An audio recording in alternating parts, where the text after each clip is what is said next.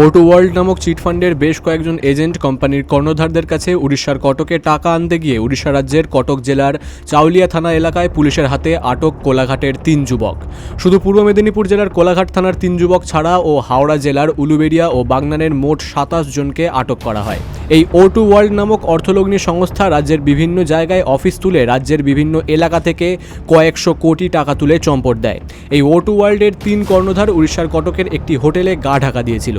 এজেন্টরা খবর পেয়ে উড়িষ্যায় যায় টাকা আদায়ের জন্য, কিন্তু উড়িষ্যার কটকের ওই হোটেল কর্তৃপক্ষ সন্দেহ হওয়ায় স্থানীয় পুলিশ ওই হোটেল থেকে 30 জনকে আটক করে। এদিকে কোলাঘাটের 3 এজেন্টের পরিবারের মধ্যে আতঙ্ক রীতিমতো বাড়ছে।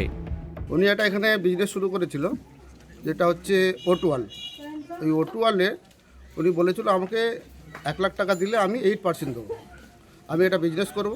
সেই বিজনেসের মুনাফা থেকে আমি 8% কাস্টমারকে দেবো, আমি যাতে 20% 25% ইনকাম করব, করে আমি 8% কাস্টমারকে দেবো।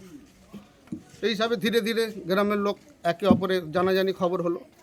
খবর হতে ওনাকে বেশ কিছু লোক টাকা হাবিবুল্লাহকে দিয়েছে। আপনি কত দিয়েছেন? আমার বোন দিয়েছিল 50,000, সেই টাকা এখনও পাইনি।